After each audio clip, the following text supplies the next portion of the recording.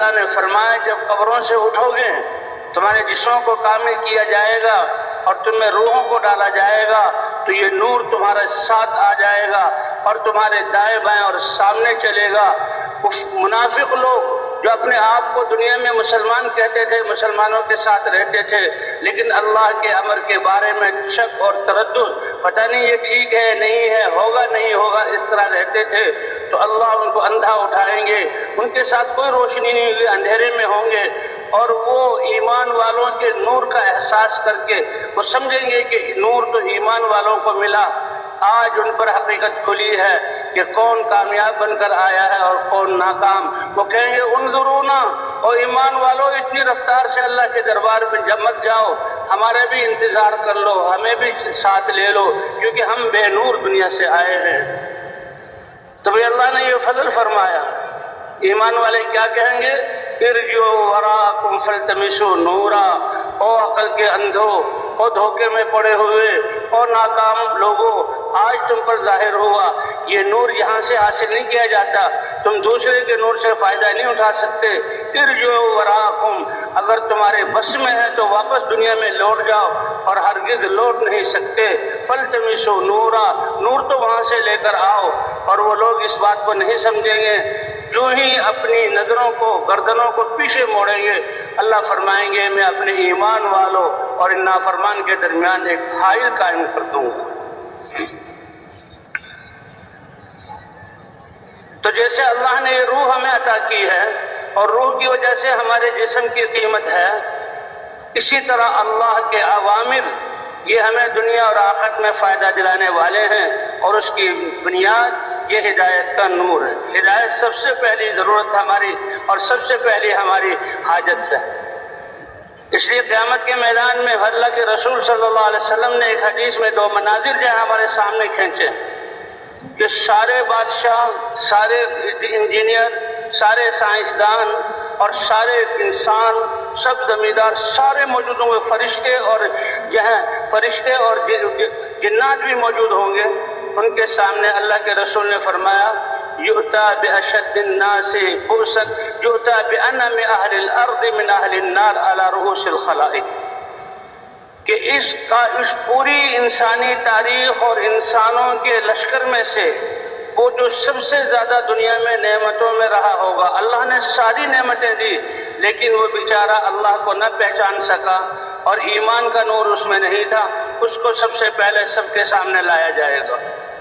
ساری دنیا کے انسان دیکھیں گے، اوہو یہ دنیا کے اعتبار سے اور دنیا والوں کے سامنے یہ اتنا کامیاب انسان کہ ساری دنیا کی نعمتیں اس نے لے لی لیکن اس کے پاس ہدایت کا نور نہیں ہے۔ اللہ فرمائیں گے اے جبرائیل اس کو جاؤ، جو اس کا ٹھکانہ ہے یہاں پر جہنم، اس کے جہنم کے شعلوں میں ایک غوطہ دے کر لے آؤ۔ جبرائیل علیہ السلام اپنی رفتار سے جا کر اور ایک غوطہ دے کر اس کو لائیں گے اور سامنے کھڑا کیا جائے گا، اور اب سوال کیا جائے گا۔ اللہ کیا پوچھیں گے؟ اے میرے بندے بتاؤ هل مر بک نعیم قط، کوئی نعمت استعمال کرنا، مالک بننا، اس کا فائدہ اٹھانا تو دور کی بات ہے، کوئی نعمت تمہارے سامنے سے گزری بھی ہو، کوئی اس نعمت کو دیکھ کر تمہارے دل کو خوشی ہوئی ہو؟ وَهَلْ رَأَيْتَ خَيْرًا قَطْ، کیا دنیا کی زندگی میں تم نے کوئی سکھ اور بھلائی بھی دیکھی ہے؟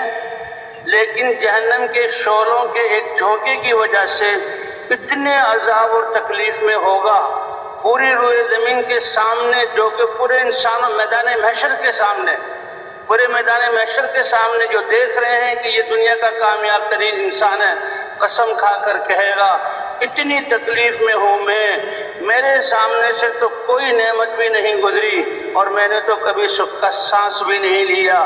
اللہ بتلا دیں گے دیکھو یہ ہے اس کی کمائی اور یہ ہے دنیا کی قیمت کہ جس کا یہ مالک بن کر آیا تھا، اور فیصلہ ہوگا کہ اس کو ہمیشہ کے لیے اس جہنم میں ڈال دو۔ اللہ ہماری حفاظت فرمائے۔ اور پھر اسی پر ہوئی تو باشد الناس بؤسا علی رؤوس الخلائق، انسانی تاریخ میں آدم علیہ السلام سے لے کر آخری آنے والا انسان، ان سب میں جو سب سے زیادہ تکلیف میں رہا، ہم کہتے ہیں جی زیرو سے نیچے چلا گیا، فقر کی زندگی گزار رہے ہیں۔ یہ ایک زمانے کے انسانوں کی بات نہیں، انسانی تاریخ میں جو سب سے زیادہ فاقد الاسباب اور عدیم الوسائل تھا، سب سے زیادہ تنگی میں، لیکن دل ایمان کے نور سے منور تھا اور اس کے اعضاء اللہ کے احکام کے پابند تھے۔ اسی لیے کہتے ہیں جیسے اللہ فرماتے ہیں میں شارک سے زیادہ قریب ہوں، تو اللہ نے کامیابی بھی انسان کی شارک سے زیادہ قریب کی ہے۔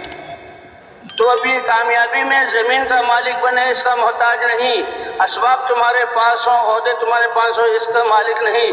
تم اپنی کامیابی میں آنکھیں، زبان، یہ کان اور یہ دماغ اور یہ ہاتھ اور یہ پاؤں اور دل کی سوچ، ان کو اللہ کے حکم کے مطابق استعمال کر لو، چاہے رہنے کے لیے جھونپڑا نہ ہو، پہننے کے لیے چیتڑا نہ ہو، اور پاؤں میں جوتی کے لیے کوئی لیترا نہ ہو، اور کوئی ٹھیکری تمہارے پاس دنیا کی نہ ہو، لیکن دل اللہ کی ذات پر ایمان رکھتا ہے، اعضاء اللہ کے سامنے جھکتے ہیں، تو سب سے بڑے کامیاب انسان ہو دنیا کے۔ یہی بتایا جا رہا ہے۔ اسباب اللہ دے، نعمتیں دے تو ٹھیک ہے، اور اس کا نعمتوں میں اللہ کا شکر ادا کرنا یہ ایک عبادت ہے، اور نعمتوں کو اللہ کے احکام پر استعمال کرنا یہ نعمتوں والوں کا دین ہے۔ بادشاہ کا بادشاہت کو اللہ کے حکم کے مطابق چلانا یہ اس کا دین ہے۔ جسے کل عرض یہ کیا جا رہا تھا کہ عدل والا بادشاہ اللہ اس کو اپنے عرش کے سائے کے نیچے جگہ دیں گے۔ تو یہ انسان تو لوگ دیکھیں گے کہ یہ عرب انسانوں میں سب سے زیادہ تنگی والا، لیکن اس کے بارے میں لکھا ہے یہ جنت والا ہے، اس کو کوئی روک نہیں سکتا۔ لیکن جنت میں داخل کرنے سے پہلے اور لوگوں کے سامنے حقیقت آ جائے، اے جبرائیل ابھی اس کو جنت کی فضاؤں میں ایک جھونکوں میں ایک غوطہ دے کر لاؤ۔ جبرائیل علیہ السلام گئے اور آئے، بس وہ منظر سے ہٹا اور آیا، کوئی دیر نہیں۔ اب اس سے سوال کیا جائے گا اے میرے بندے حل مر بک بؤس قط، کوئی تکلیف، بیماری، کوئی دکھ اور درد کبھی تمہارے سامنے سے گزرا بھی ہے؟ پہنچا نہیں، گزرا بھی ہے۔ وَهَلْ رَأَيْتَ شِدَّةً قَطْ، کبھی کوئی تنگی اور سختی دیکھی بھی ہے؟ وہ اس جھونکے کے لگنے کی وجہ سے اتنی راحت اس کو نصیب ہوگی، وہ دنیا کی ساری تکلیفیں بھول جائے گا، اس کے ذہن سے سکرین سے سب ختم ہو جائے گا، اور وہ سب سے زیادہ اپنے آپ کو آرام میں سمجھے گا۔ اس لیے حق کہے گا اے رب العالمین، نہ میرے سامنے سے کوئی تکلیف گزری ہے اور نہ مجھے کوئی سختی پہنچی ہے۔ اللہ فرمائیں گے سب پہنچی تھی، لیکن آج تم ایمان لے کر آئے ہو، ایمان کو لے کر آئے ہو، اس لیے جنت کی ہواؤں نے تمہیں سب کچھ بھلا دیا۔ اور اے نیک وقت انسان، جس جنت کے جھونکوں نے تمہیں اتنا خوش کر دیا، اب ہمیشہ ہمیشہ اس جنت کی نعمتوں میں رہنا، یہ تمہارا مقدر